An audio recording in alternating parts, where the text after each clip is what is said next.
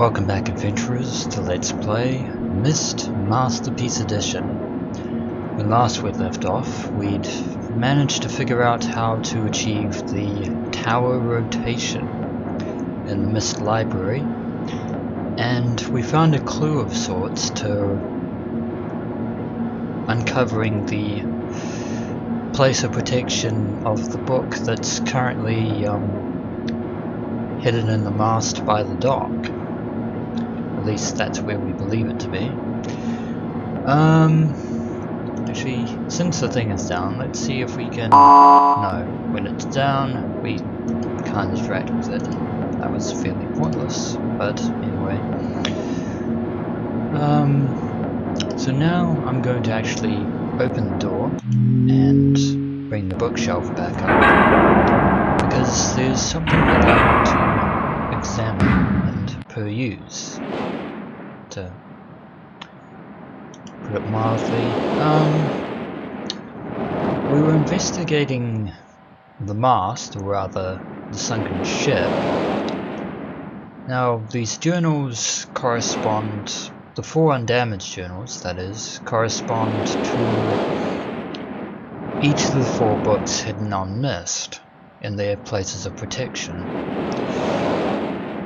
Now, on the spine of this book over here, it appears to, you can't really see due to the immense pixelation, but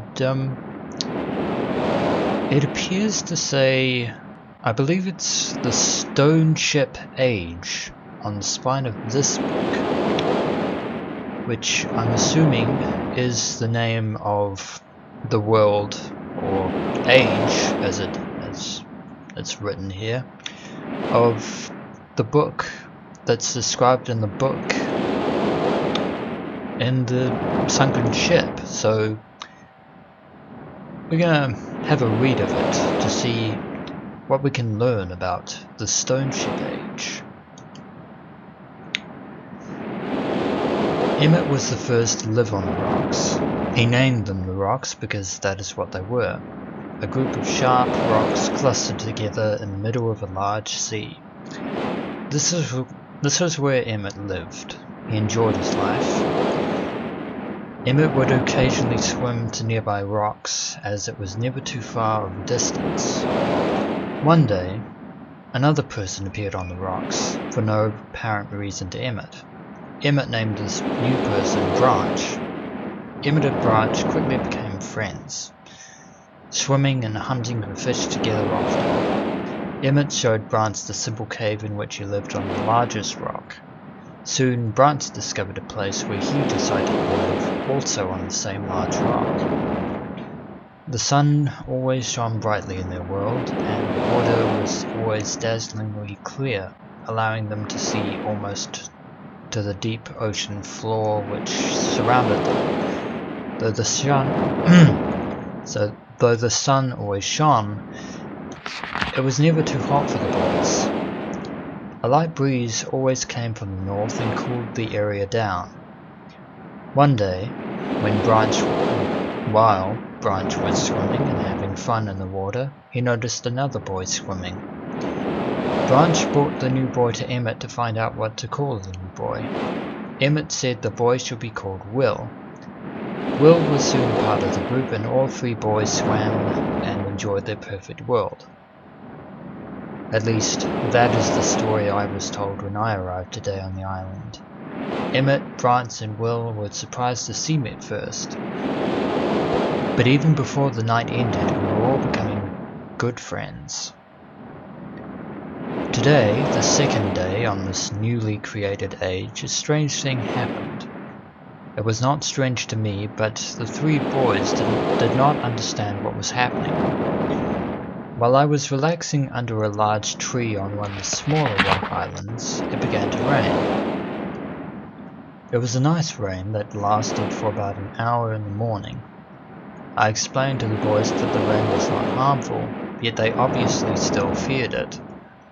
Before going to sleep tonight, I told the boys I would leave the following day.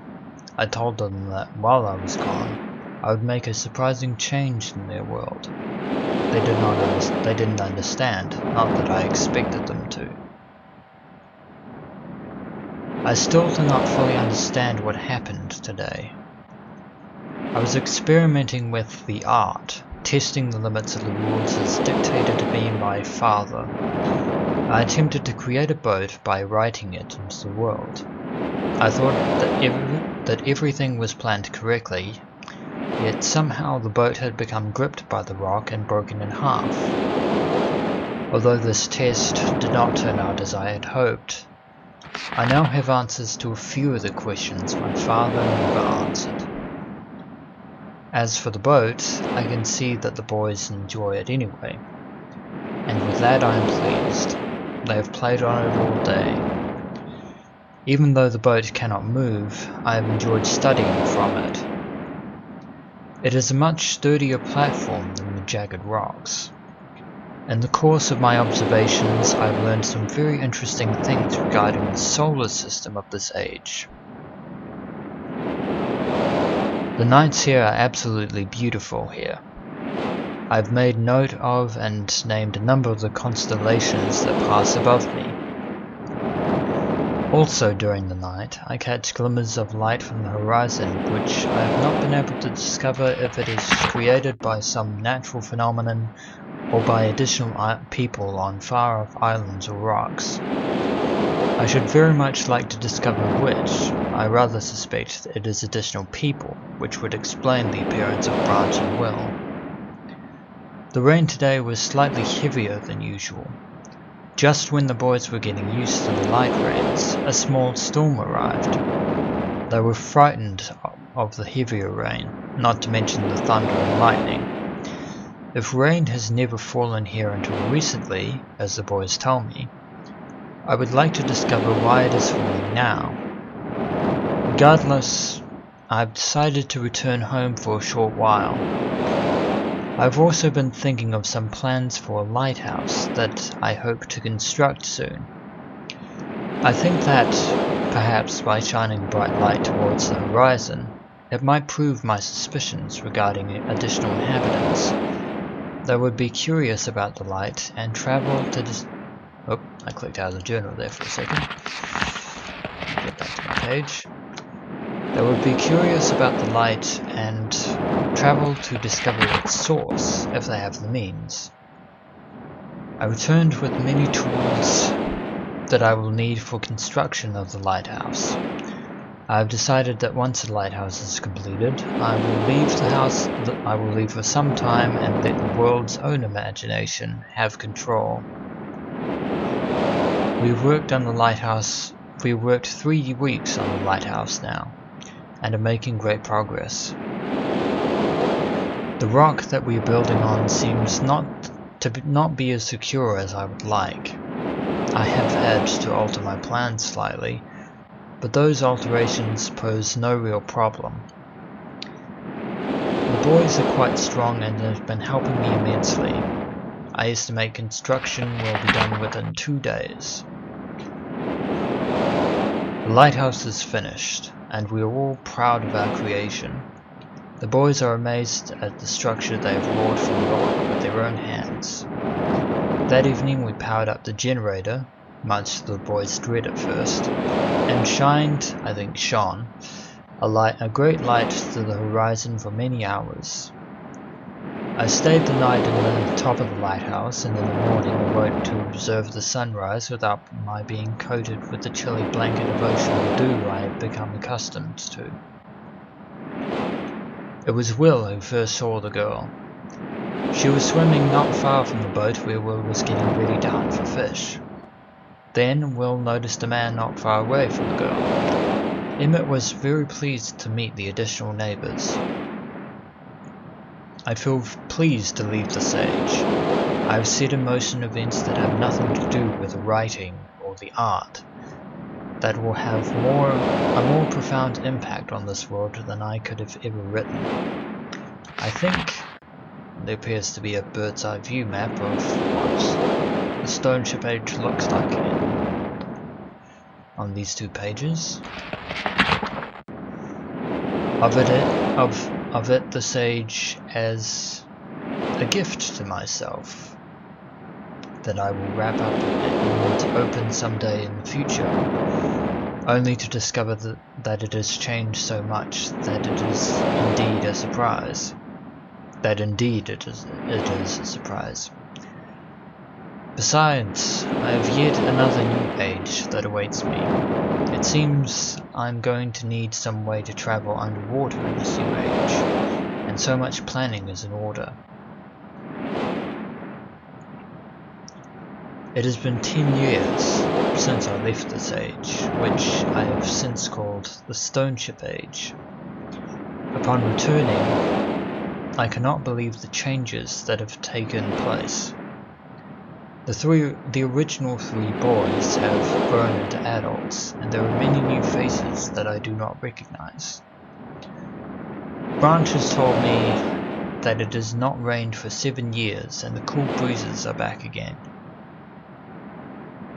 They are all very content and have been serving me with new foods and showing me new materials they have discovered.